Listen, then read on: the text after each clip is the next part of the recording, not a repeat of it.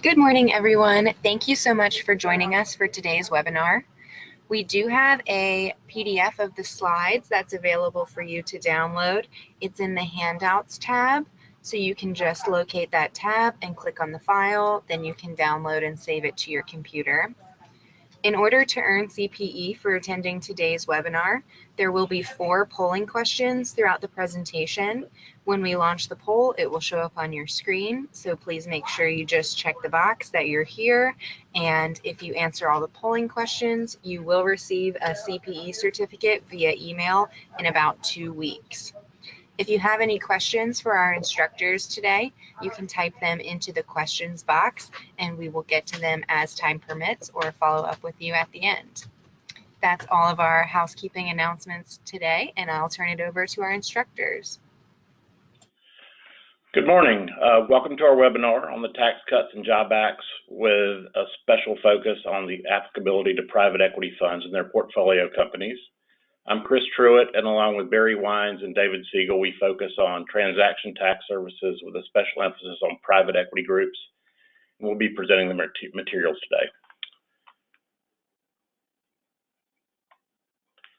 Quick commercial. As part of our transaction tax advisory services, we include the tax efficient structuring of transactions, tax due diligence services, partnership and joint venture tax consulting, tax attribute studies and computational services, transaction cost analysis, tax basis and E&P studies, and Section 382 analysis. So here's a quick overview of what we'll be covering. First of all, we'll start with the impact on our decisions regarding entity selection, interest expense limitations. Will be of particular interest, especially in assessing the amount of debt equity mix and transactions that we'll cover. The pass-through business deduction is applicable to many businesses. Section 1202, or qualified small business stock that has a renewed interest given the decrease in corporate tax rates and the potential to exclude a large portion of gains upon exit from these types of entities. The impact of tax changes on assessing entity selection for a new entity or converting existing entities to a different type of entity, the bonus depreciation rules surrounding asset acquisitions, the impact of carried interest provisions on exit decisions, and a brief discussion on qualified opportunity zones. So we'll start with the first changes to C corporations. The big change that most people have heard about is the change in corporate tax rate from 34% or 35%, depending upon your income level, down to a flat 21%. So there's no more graduated rates. In addition, with respect to personal service corporations that were always taxed at the maximum corporate tax rate, they're now taxed at the same flat rate as everyone else. Corporate AMT has been eliminated, so that's a significant win for most corporations, especially some in industries like the mining industry where they were always an AMT. And then a big change with NOLs that were incurred after December 31st, 2017 is that there's no longer a carryback provision, but there's also an unlimited carry-forward period. I think the big cost to that, however, the trade-off for the unlimited carry-forward period is that you can only offset 80% of taxable income with NOL carry-forward. So historically, a company that might have been offsetting all of their regular taxable income and been paying AMT when they're profitable and utilizing NOLs will now only be able to offset 80% of taxable income. So that'll actually cost people that were profitable and using NOLs a little bit of money going forward compared to the prior law. The individual pass-through changes, the new cap rate for individuals is 37%, kicks in at $600,000 for married filing jointly, $500,000 for single. If you are in a qualifying pass-through entity, or for qualifying pass-through entity income, which we'll cover later, there's a 20% deduction related to that income, so that effectively lowers your tax rate from 37 to 29.6% on that type of income. Just a quick summary example of what the tax change looks like. So if you're in a pass-through entity that qualifies for the pass-through deduction, the effective tax rate is 29.6%, and there's no second level of tax when you distribute money from the pass-through. If you're in a C corporation and you're paying out earnings, your effective tax rate by the time you get money out to the shareholders is 39.8%. If you're in a pass-through entity that does not qualify for the 199A deduction, then you wind up with a very, very similar tax rate in a pass-through entity as opposed to a C corporation. And this does not take into account the effective state income tax rates. So, for example, a C corporation can deduct state income taxes, whereas an individual on their pass-through return would not be able to get a deduction, assuming they're already using $10,000, which is the cap on those tax deductions on an individual return. So it could actually make those numbers even be closer if you're in a non-qualifying pass-through entity. So if you're retaining your income in the entity and not paying out distributions, and your goal is to, for example, pay down debt or just reinvest in the business, there is a short-term cost to being in a pass-through entity. Even if you qualify for the pass-through deduction, so you're looking at 29.6 versus 21, and then a more significant one if you're in a specified service business that doesn't qualify for the deduction. You go from a 37% effective rate to 21% effective rate. So it significantly can impact the amount of tax distributions in a pass-through entity that you're making, so the cash flow drain on the company compared to being a C Corp. Other changes probably doesn't apply to that many people, but C corporations now can use a cash method. The limit on revenue to enable you to use a cash method of accounting was lifted to $25 million. So that's a nice change. So some entities can shift back to cash from accrual. If you have self-created patents and intangibles, when you sell those in a pass-through entity format, those are now going to be taxed as ordinary income. The gain on that is, as opposed to capital gain. And then we got rid of the domestic production activity deduction for manufacturers. So I briefly mentioned the state tax differential will impact the rate, so we need to think about that when we're looking at C Corp versus pass-through entities. And just, the double tax still applies. So I think there's an inclination for people to think that C Corps are the way to go because of the lower tax rate, but it really depends on your motivations on getting cash out of the business. With that, I'll turn it over to David.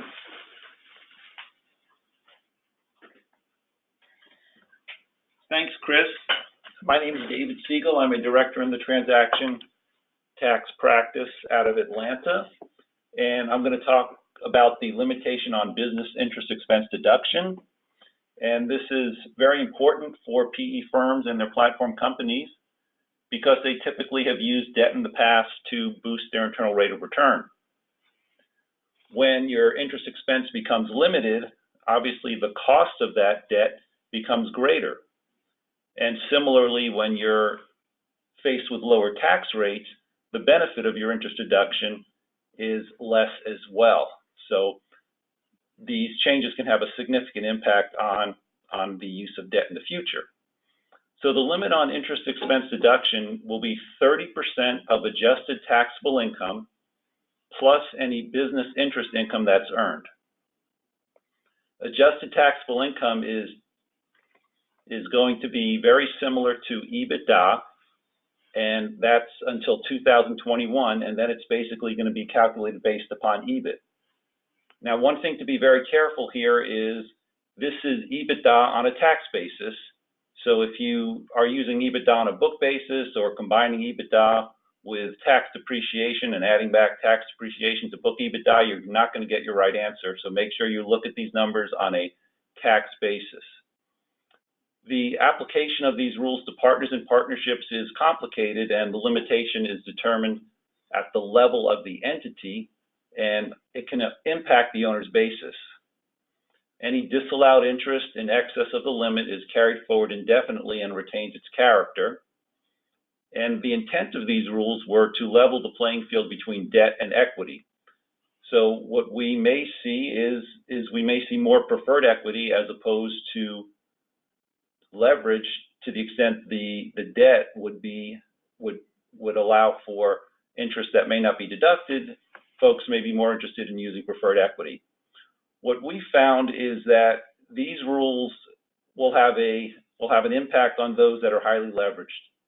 For companies that have a leverage ratio of 7 or more, typically the impact of the lost interest deductions will make the TCJA less favorable. For those with leverage of 5 or less, these rules will be favorable because of the lower tax rates and the likelihood of not getting limited on your interest deduction. So a leverage ratio of 6 is kind of the break even, but it's very specific to your entity, so you really need to model these calculations and analyze this and project what your results will be to determine how much interest you may be allowed, as well as the impact of the lower tax rates. And the impact going forward after 2021 will be even greater when we move to the EBIT limitation as opposed to EBITDA. There's a small business exception. To the extent a small business has average annual gross receipts of less than 25 million, the interest limitation will not apply. But you do have to look at your various related parties and affiliates and combine the revenue so that you can't just split your revenue amongst related parties to get under this $25 million limit. Let's look at a brief example and see how this works.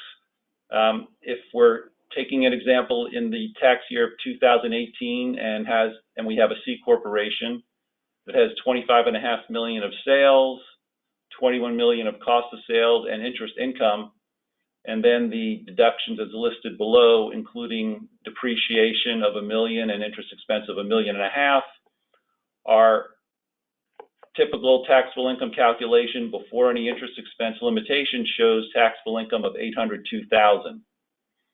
So the first thing we do is we reduce the taxable income for any interest income in our calculation of our adjusted taxable income, and then we add back depreciation and interest expense and multiply our resulting adjusted taxable income by 30%. And that's because it's a 2018 year, so we're looking at EBITDA times 30% to calculate the $990,000. Then we add back all of our business interest to get our deduction allowed of $992,000. So as we compare the calculation for taxable income on the left to the tax return as filed on the right, you'll notice the difference is the interest expense allowed we calculated is only $992,000 in blue as compared to the $1.5 million incurred, which increases our taxable income and increases the amount of tax due by $106,680. Now let's take a look at an example for the 2022 year, where all the numbers for the C Corp are the same, but when we get down to our calculation of adjusted taxable income, we don't get to add back our depreciation because it's going to be based upon EBIT as opposed to EBITDA. So our adjusted taxable income is lower without the add back of depreciation. Our limit goes down to $690,000. Excuse me, our allowable interest expense goes down to $690,000. And our carryover obviously is higher. And we compare our C Corp to the tax return as filed. And you'll notice the difference again is the interest expense. Now the limitation has limited it to $692,000. So the additional tax is even higher than the first example. And you can see the additional tax there is $169,680.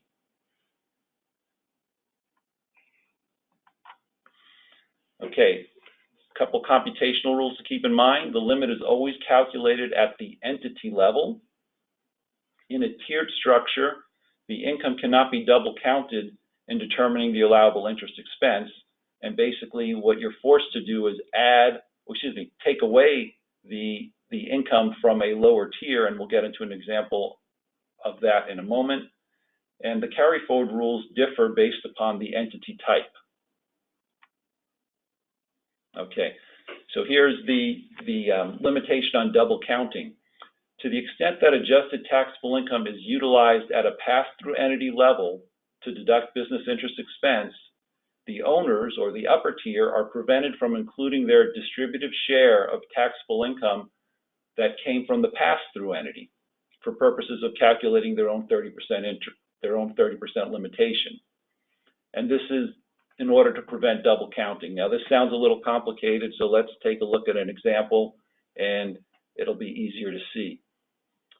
So in this example, we're looking at the year 2023, so there's no add back for depreciation. But if we look at a lower tier partnership, and the lower tier partnership has preliminary income of $600,000 after interest expense, so we add back their interest expense and come up with adjusted taxable income of $1 million multiplied by 30% gives us our limit of $300,000 of interest expense allowed. So on the lower tier partnerships tax return, we are allowed to deduct $300,000 of interest, and we've used a significant amount of the adjusted taxable income basically in order to come up with that deduction. We've used all the taxable income.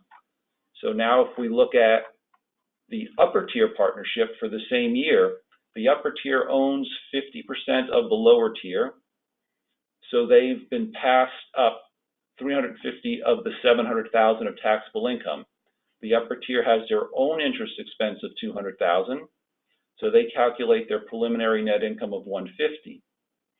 Now, since that $350,000 of income that was passed up was used to calculate the adjusted taxable income at the lower tier, we have to subtract out that $350,000, and it reduces the preliminary net income.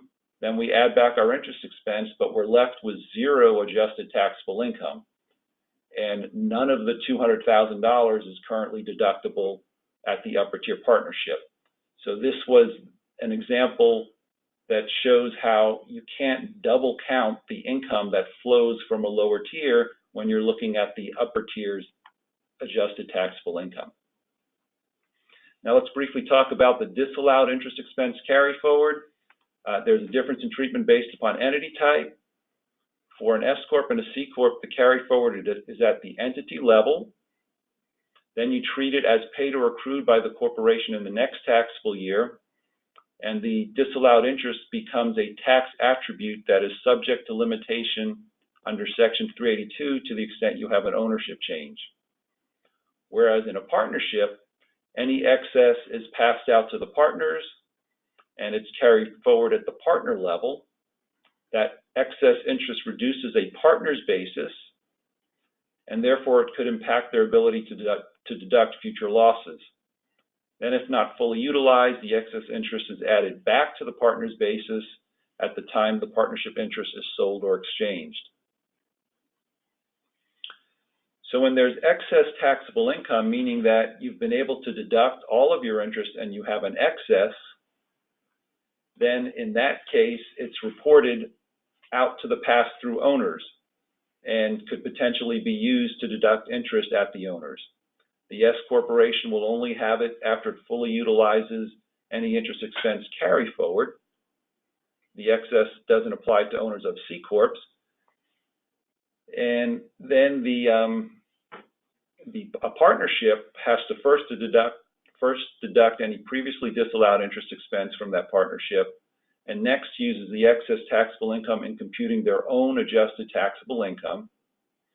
And you could never use it to offset disallowed interest from a different partnership. You always have to look at each partnership interest individually, similar to how you might have to look at passive activities on a activity by activity basis. And the one other point I was going to bring out about interest expense and the limitation is we still don't have the guidance we need from the service with respect to consolidated interest expense within a consolidated return, and whether that limit is calculated on a consolidated or separate basis. So that's still something that we're grappling with at the moment. And with that, I will turn it over to Barry. Thank you, David. All right, so we're going to talk about the pass-through businesses and Section 199 Cap A deduction. Next. Can we move next? Thank you. So 199 Cap A, as it's referred to, is a brand new section. And while David just talked to you about something that's not going to be favorable, the 199 Cap A deduction could potentially be favorable to most of your investors. So it's intended to provide individuals with the rate reduction. We've heard from Chris earlier about the rate reduction for corporate entities that are carrying on a business. This is try to give the pass-throughs, which are the majority of the small and medium-sized businesses, also a rate benefit because they didn't really adjust the individual income tax rates. So this is meant as a tax benefit for those types of businesses. It applies through the pass-through entities and a sole proprietorship, meaning a Schedule C. Obviously, we're not so concerned about that today. It doesn't apply to wages or other earned type income, but it does apply to passive activity. So an investor who invests and it ultimately down to portfolio companies, they're obviously very passive, but it still could apply to them. So to achieve the rate reduction, the 199 Cap A provides for a deduction of up to 20% of the net business income of the entity. And we'll walk through that here in a sec. Next. Thanks. So a couple things we need to keep in mind, that the determination is made on a shareholder by shareholder or partner by partner basis. So with some of these rules and some of these benefits, you would have to look at the individual taxpayer to determine the benefit they're going to get. So from a private equity group's perspective, you may assume most of your investors would be entitled to this, but that may not be for certain because it's going to depend on their individual tax situation. It also means that in order to calculate these, as we'll see, there's going to be additional information that is going to need to be passed out to those members, the partners and shareholders, in order to allow them to properly compute the deduction and any limitations. If there are trusts or estates, they are available for it. It's a deduction directly from taxable income, so it's not an AGI deduction. So if you think about a tax return, it would come, in essence, at the top of page 2, and it doesn't go on the Schedule A. And the only reason that's a little bit important is it may have an impact for members and partners who are in states that subject them to income tax. It's not subject to AMT adjustment and only applies to income tax, not self-employment tax. So if the income would be also subject to self-employment tax, you will pay self-employment tax on the full amount and not the reduced 20%. It also means a carryover of net QBI. QBI is qualified business income, which means if I have an entity, a pass-through that generates a loss in 1 year and income in the next year, that loss will offset the income first, so you won't get a benefit of the 20% in the second year until you exceed, in essence, cumulative, you wind up with a cumulative profit. So those are some key factors to keep in mind under 190 Cap A. Next slide. So what is qualified business income? It is effectively connected with a trade or business within the U.S., so we need to be in a trade or business. Investment income doesn't count, and it doesn't apply to compensation or to guaranteed payments that are considered earned by the owners. It also does not apply to specified trade or businesses. And as shown here, they basically are professional service types: health, law, accounting, financial services, trading or investment management, things along those lines. Or where the principal asset is a reputation or skill of one or more employees. That part hasn't been very clearly defined. In the section that this pulls from, which is the upper level, their view, the services view in the past has been, what that means is that it's due to the reputation of an individual in one of these fields. So the classic example is a restaurant run by a famous chef is the principal asset, the reputation or skill of one or more of its employees or owners. Because it's not in one of the other fields, in the other section that this language comes from, that would not be considered to be a specified trade or business. How they interpret it here will be rather interesting. Now, it does specifically exclude engineering and architectural services. The only explanation for that is those people have a much better lobby than everybody else. Next slide. So how do you compute this? So there's a number of tests, and then you have to look at, in some cases, the greater of, the lesser of, things along those lines. So you take your taxable income before 199 Cap A. So in other words, you need to compute your taxable income, in essence, off of your tax return without regard to 199 Cap A. Then you have to determine, is it a pass-through that is a specified trade or business? Then you go through these various tests. Your preliminary deduction is obviously a flat 20%. But then there's these other limiting factors. So if you are a large enough individual, okay, then the 199A deduction can be limited by the amount of wages. So that's test 1B1, 50% of W-2 wages. And it's the greater of these two, or 25% of W-2 wages and 2.5% cost of tangible depreciable property. You may ask, well, isn't wages always going to be higher? And the answer would be no. If I have a rental property that doesn't have any wages, if I just had B1 as my test, I wouldn't get any benefit. By having B2, depending on the cost of the property, I may be entitled to a benefit. So once I figure out my wage limitation test, I take the larger of those two, compare it to my 20%, and then I take the lesser of those two. And then I repeat that process for each and every qualified business. And then when I get done, I add all those numbers up, and then I do a final calculation of 20% of my taxable income minus capital gains. And then I take the smaller of those two numbers. So if I have businesses that are generating income, but that income is being offset by a loss, I'm not going to wind up getting a benefit for my 199 Cap A because of those losses. So let's switch over. Next. So there are certain exceptions for some specified trade or business and small businesses. So let's walk through those. So these are the tipping points. The top number is for single individuals, and the bottom number is for married filing joint.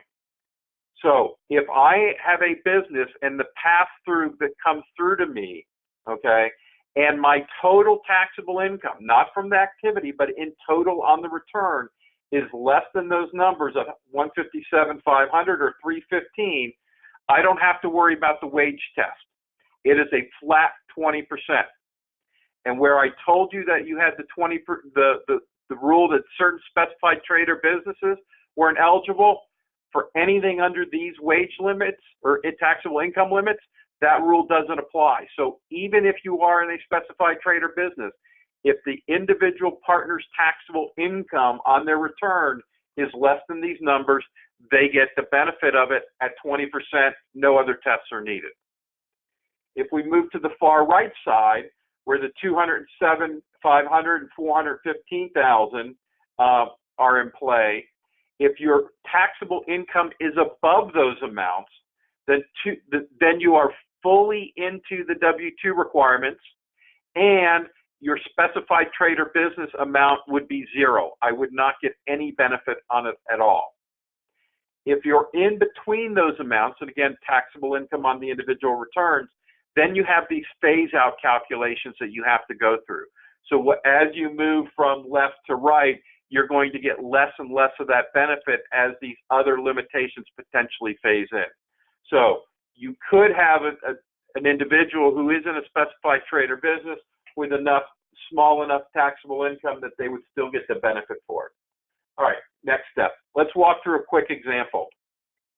So here we've got an individual with a partnership interest. If you look down in the lower bottom left, their total taxable income is $635,000. So we know they're going to be in all of the limitation numbers. So at 250, 20% that's their share, the 250. I compute the 50,000. I look at the next two tests, which are my wage test. I take the greater of those two, which is 40. The lesser of 40 and 50 is 40, so I take that. The wife has a Schedule C, which it normally would apply to, but since it's a specified trade or business, I'm over the limit. There's nothing there, so we don't even worry about that. The rental activity, we again do the computation. I've got $30,000 net. I've got the limitation due to the cost of tangible personal property is $20,000. The lesser number is 6, so I take that over. So in total, I have a $46,000 tentative deduction. My 635 at 20% is 127. Take the smaller. So my benefit here would be $46,000 off of the taxable income. So let's go to the next slide. And what you can see on this slide is, again, if you notice that the taxable income is $295, again, married filing joint, so we're below the thresholds, then we don't care about the wage limits, we don't care about any of our limitations, it's just a flat 20%. 20% of my 250 is 50, 20% of the wife's 150 is 30, that gives me 80. I've got these REIT dividends which also qualify, so my total is 82,000. Now in this case, the 20% of total taxable income is 295, so that's 59, so I'm taking the lesser of those. So that's how you walk through it. Next slide. There are a lot of open questions, and these are just some of them. The service has promised us, and now I've seen that the next release date is supposed to be this Friday on some of the rules about how to deal with this, especially where you have businesses that have activities that both qualify and don't qualify. So we'll have to see how all of those go.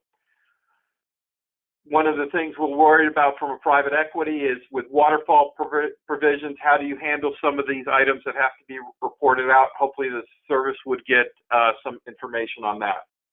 Next slide.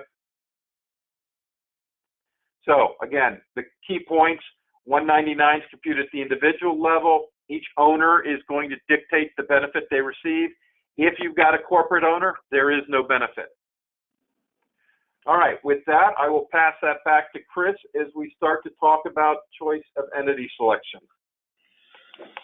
So the first thing we want to cover with entity selection is this qualified small business stock exception, or gain exclusion, I should say, which is under IRC section 1202. So what qualified small business stock allows you to do is to exclude the greater of $10 million of gain on the sale of that stock, or 10 times the aggregate basis of that stock.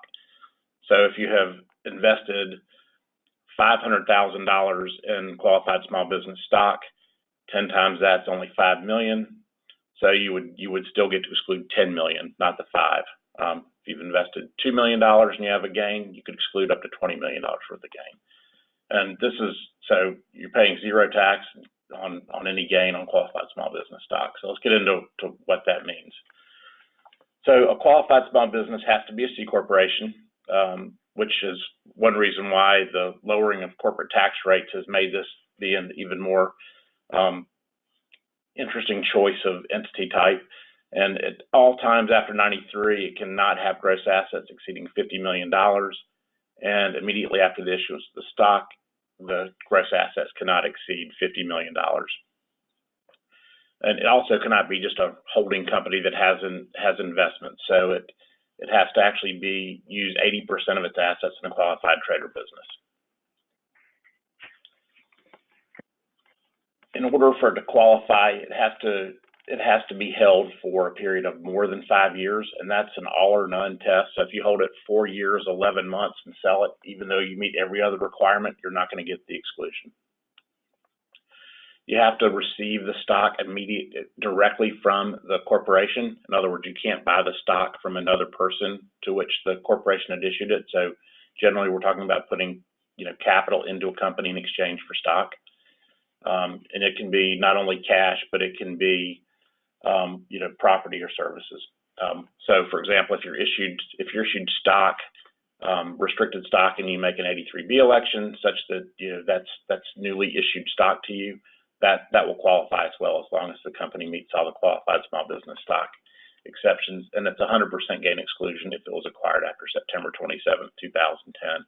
There are some other phase outs or other exclusion percentages for stock acquired before then, but as a practical matter, we're really talking about forward-looking planning here. So that should be September 27, 2010 is really the key date. So Normally, this only applies to stock held by individuals, but if you have a partnership or a S corporation that owns stock of the qualified small business stock, that can count, and then the gain gets allocated out to each partner. And so that if you have a partnership with 5 partners, then they're all equal owners, you effectively have $50 million worth of excludable gain as you allocate that out. That $10 million is on a per partner basis. So you effectively look through the partnership. There are certain excluded services, as when Barry was talking about the pass-through entities where you have specified services. That list actually originated out of the 1202 rules. So accountants, lawyers, all those things don't qualify. So it has to be an active trader business, not a service business, effectively, that meets certain professional services. And it also excludes real estate. So you can't put your real estate in there. And as I mentioned, 80% have to be held for use in a trader business. And to the extent you have a C corporation that qualifies as qualified small business stock or qualified small business company, and you sell the assets of that company and pay corporate level tax, and then liquidate the company, that liquidation, the gain on the liquidation would be tax-free if you met the 5-year holding period and all other requirements, assuming you have enough exclusion available to you. So you can effectively have a 21% tax rate from a federal perspective on the sale of the assets of the C corporation if it's qualifying. And you can't change your business. You have to meet all these rules during the entire time you own it. However, the $50 million asset test is only applicable at the time of the investment. So the company's assets grow to $100 million, for example, as long as when you invested they were $50 million or less, then you still qualify. So assuming you've got the $10 million exclusion at a 20% tax rate, that's a $2 million tax savings, assuming you have a $10 million gain that you're excluding. And it's also excludable for the net investment income tax. So you would, if it would have been subject to the 3.8, so you're actually able to save $2.38 million on a $10 million gain that you're excluding. And from an overall, why would you do this versus partnership? Just not having to deal with all the complexity of partnership rules in terms of multi-state aspects when you're rolling up to all your investors. There's certainly some simplification here, and also depending upon your investor type and your equity fund, you may have some shareholders that don't want to be in a pass-through entity. So if you can somehow get it to be qualified small business stock for those individual investors while accommodating your other investors who don't want flow-through income, that's even better. So in an asset sale, so the cons to this type of entity are you do still have, if you have to sell assets, you're still going to have the 21% corporate level tax, but at least affords you the ability to do that, whereas you otherwise would probably never consider selling assets of a corporation and then liquidating. You'd probably force a stock sale. And to the extent you have developed patents, et cetera, that would otherwise be taxed as ordinary rates, having it in a C Corp gets it to be 21%, and then to the extent you're a qualified small business, you can exclude that. As I mentioned before, it's an all or none test, so you got to meet the 5-year rule. And to the extent you have attributes inside the entity, you're going to have 382 limitations on a buyer if they're inheriting NOLs. And to the extent you don't have a gain excluded, you're going to be subject to both the capital gains rates and the net investment income tax. And with that, I will turn it back over to Barry. Thank you. So what does this all mean? So what we talk about generally in choice of entity is, should I be a pass-through or should I be a C Corp?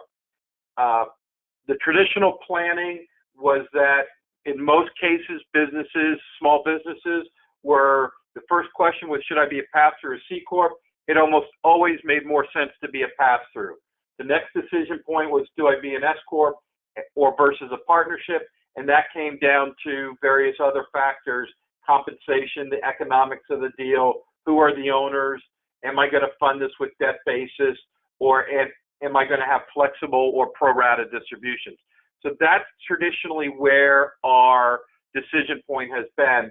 And when you're buying the portfolio companies, that's generally the process they've gone through. We can move next. So what does that mean? It means you've got potential to see more C Corps, because all of those individuals are probably out there thinking about some of these factors and trying to make the determination of when should I move to a C Corp. Depending on their advisors and how they look at things, that enticement for lower tax rates for money retained in the business may be too great. The problem is when they come time to sell, if they haven't met the 1202 requirements, an asset deal will wind up with a double level of tax, which will put them in a much worse situation. So they're going to be looking to sell the stock. If you do that, then any losses that they might have incurred probably don't have as great a benefit going forward because of 382. There's also interest expense carryover that could be subject to limitations. So if you're buying stock, obviously you need to do a lot more due diligence on the prior ownership and about these ownership changes and these other impacts. We can move next. Next, there we go.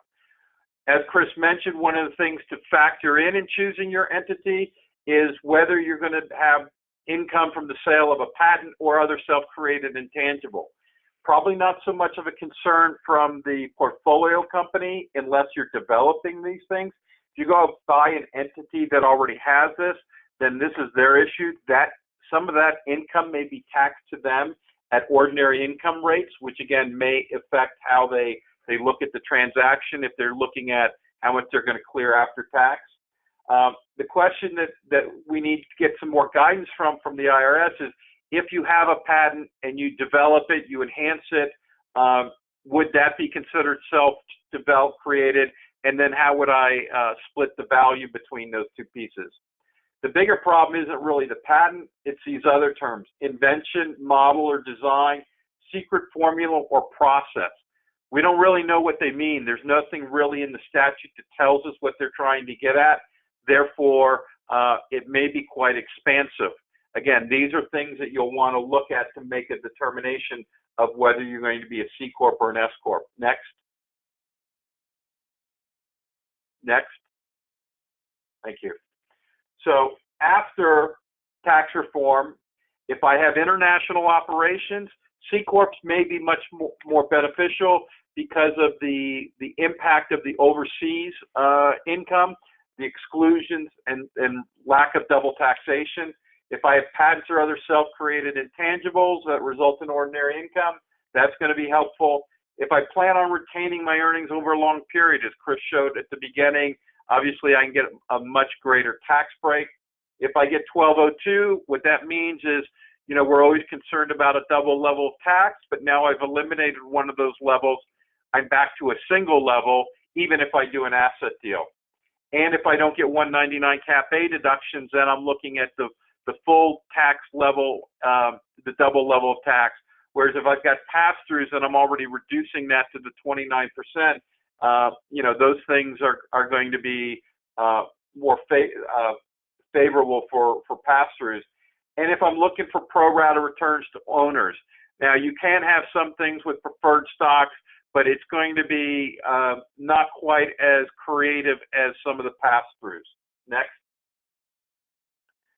So after tax reform, if I'm going to pull money out quickly, I don't want to be a C Corp because I've got the double level of tax for dividends. If I've got a short hold period and I'm not going to qualify for 1202, clearly pass through. If I can already drop the rate by 20%, again, pass through makes more sense. Waterfall allocations, I can get very creative there, and obviously flexibility on an exit strategy. I can sell equity and still make it look like an asset deal to the buyer, and there's just a lot more we can do on an exit strategy for that. Next. So, but to remember, the pass-through deduction is determined at individual level. Individual owners could be impacted differently, which means 1202, some may qualify, some may not. How are you from a fiduciary perspective running the business going to manage those type of decisions? You've got the differences in the interest expense limitation. The carryovers at the partnership level are very different from how they are at the different entity levels. Next. One of the things we have, again, minor commercial, is we've got this business entity analysis modeling that we allow that we can use to identify the different impacts from both of these decisions. If we can go next. So one of the things in current operating agreements with all of these changes is, should you alter your tax distribution section in existing agreements? You know, how do you compute taxable income on which to base the distribution? If I've got these interest expense limitations that are passing out to my partners that they may not be able to get, how do I factor that in? Do I factor in the 199 cap A deductions? How do you deal with all of these deductions? So you might want to look back through your operating agreement, determine what the impact of these are going to be, and see if you need to make changes. Next. The other issue is generally it's at the highest tax rate, which means given the much higher individual rates, C corps are going to accumulate cash. Okay, any of the blockers. And what do you do with that cash? Well, you can distribute it. It's going to treat it as a dividend. It's going to be a second level of tax. If you try to accumulate it for a while, the accumulated earnings tax liability, which basically says if you accumulate too much, we're going to tax you as if it should have been distributed out, is going to come into play. So those are just things you'll want to think about as you move forward here. Next. And I think it's handed off to David. Thank you, Barry. Our next subject is going to be asset acquisitions and cost recovery. So a very significant change of the TCJA is a temporary 100% expensing for certain business assets.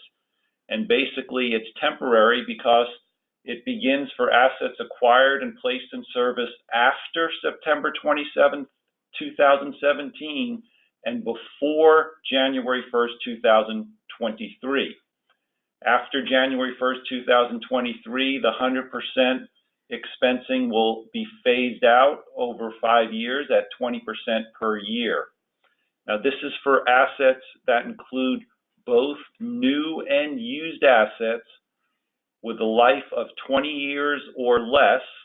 It does not include real property, intangible property, or goodwill, and it can even include assets or a basis acquired with a Section 743B basis adjustment. There's also been a change with respect to property acquired in a like-kind exchange or exchanged in a like-kind exchange. It used to be under the old law that both real and tangible personal property used in a trade or business or held in investment would have qualified for like-kind exchange. But under TCJA, only real property that is not held for primarily for sale, and that applies for exchanges after December 31, 17. So you can no longer get a like-kind exchange treatment for tangible personal property. It's only for real property. There's also been some changes with respect to specific types of property and the lives that you can see on the right side of the chart here. But basically, the maker's recovery period of 39 and 27.5 years has been maintained for both non-residential and residential property respectively. There's been a change to Section 179 expensing as well. Under the old law, it was a $500,000 max. The new law raises the maximum amount of 179 expense to $1 million, and the phase out goes up as well. Plus, the definition of qualified property has been expanded to include certain depreciable tangible property used predominantly to furnish lodging or in connection with furnishing lodging. And the following improvements to non-residential real property will also qualify for Section 179, and those items include roofs, fire protection and alarm systems, HVAC property, and security systems. So the significant impact that we'll see for private equity and their platform companies here is this accelerated write-off that now applies to both new and used property. This will be very beneficial for those in capital-intensive industries, allowing them to write off the full cost of acquired, used, and new property. So as a reminder, this can increase the gain that sellers have allocated to ordinary income. So while the buyers may want to impact the purchase price allocation with a greater allocation to tangible personal property to raise the benefit that they're entitled to, sellers may have a conflict there to the extent it's going to result in ordinary income to them. One thing to keep in mind here is that this is a federal provision and most states have decoupled from this, so you can see a very significant difference in federal and state depreciation going forward to the extent the bonus depreciation is elected. And for those who don't want to have too much excess depreciation that puts them in an NOL position, keep in mind that the bonus depreciation can be elected on a class-by-class basis. You don't have to elect it for all your personal property. Plus, you can fall back to a 50% bonus if you don't want to take the full 100% bonus. And with that, I will turn it back to Barry to talk about carried interest. Okay, so we're going to talk about carried interest briefly here. This is something that's probably near and dear to your hearts. Carried interest, obviously, you're all aware now, have a new holding period. That in order to get long-term capital gain treatment, it has to be a 3-year hold. Otherwise, it'll be treated as short-term capital gain. So it applies only to what's called an applicable partnership interest, which means it's directly or indirectly held by an individual. So it's got to be held by an individual, and its connection with performance of what they call substantial services in an applicable trade or business. So these are the type of entities that it applies to. So if we go to the next slide. So an applicable trade or business is one that's regular, continuous, and consists of raising or returning capital and one of these other things. So generally at the management company, they would generally qualify under these provisions, and therefore any capital or carried interest in those entities would fall under these rules. If we go to the next slide. So if you're issuing a carried interest from one of the portfolio companies, especially to a manager of that company as an incentive, those should not be a problem. The concern would be with the 3-year hold. If you do an initial acquisition and then do an add-on, let's say two years later, and sell at the end of 5 years, if you haven't held the add-on for 3 years, how will that be computed? Again, there's some questions on that. There's also a little quirk here because it applies to generally long-term capital gains. So if I sell the assets of the portfolio company and generate 1231 gain, which is taxed as long-term capital gain, it doesn't appear that may not qualify, and therefore I would not have to have the 3-year hold. Again, we're waiting for guidance on the IRS for clarification on some of these matters. All right, next. So we're going to talk about qualified opportunity funds real quick. Next slide, please. So what is an qualified opportunity fund? It's a investment vehicle, either a corporation or a partnership, that invests in a qualified opportunity zone business property. 90% of the assets have to be in the qualified opportunity zone, and it's based on averages at midpoint of each year. These zones have been set up by the governors and within certain categories and approved by Treasury. You can go out and look at them. You'd be surprised at some of the areas. There's obviously a lot of advantages to take it, or a lot of people trying to take advantage of it. However, there are a lot of questions about how all of this comes into play. And one of the things that comes into play is, in order to qualify, you have to have a gain, and it has to be reinvested within 180 days. So here we are at August 1st. If you've had a gain that was earlier than 180 days, then the opportunity on that gain is lost. We can go to the next slide, please. So what are the incentives? So you get a deferral of the recognition of the realized gain until as late as 2026, okay?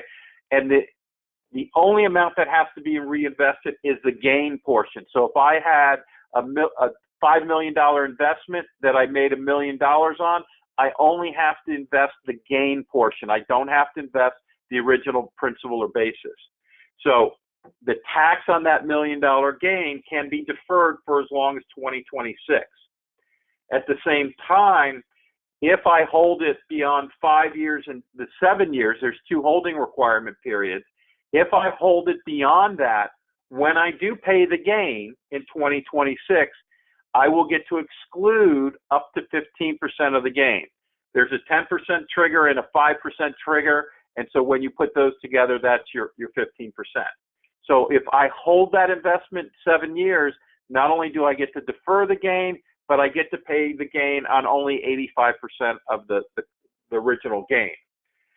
The other provision then says if you continue to hold that investment through 10 years, then any gain beyond the deferred gain that you've already paid tax on that you recognize at that time also will be deferred. It will not, actually not deferred, you will not pay tax on it. So in my example, if I have $1 million that I hold through the 10-year period, I will, in 2026, pay tax on 85% of that, okay? If that property was then worth $2 million when I sold it, so I would have had an additional $1 million of appreciation, there will be no tax on that additional $1 million. These are obviously very long hold times, but if you've got a gain that you don't need and you can make these investments, there's potential there. But there's a lot of rules on how you have to do this, the types of businesses and things along those lines. All right, so I will kick it back to Chris to wrap up here. Thanks, Barry. One quick point on the carried interest. When I was talking about the 1202, the qualified small business stock, what I did not mention was if you are a partner in a partnership, you can use the qualified small business exclusion as it is allocated out to you. However, it's only to the extent that you have ownership in the partnership at the time the investment in the qualified small business stock is made. So there's some real question about how that will interplay with the allocation of the gain with respect to a carried interest. So there's still, the most conservative answer is the carried interest probably will not attract any of the benefits of the qualified small business stock exclusion. I've seen some people doubt that and have taken some different positions, but just keep in mind that's out there, and it would require some pretty detailed analysis if that's the case. So what's still open? We're still lacking guidance. There's a lot of things that are still not clear, and entity selection choices are very interesting to make in a vacuum as to what the current tax rate structure is and some of these incentives that are out there. However, being a C corporation is you can't unwind that easily. So as things change, what seems like a good decision today may not be a good decision 2 years from now. So just a lot of thought has to go into those type of decisions. With that, I will wrap it up. I appreciate everyone attending. Morgan, do you have any housekeeping items to wrap up? Thank you. Yes, if you answered the last polls up on the screen, if you answered at least 3 polling questions throughout the webinar, you will receive a CPE certificate via email in 2 to 3 weeks. That's all for me. All right. Thank you, everyone. Have a good day.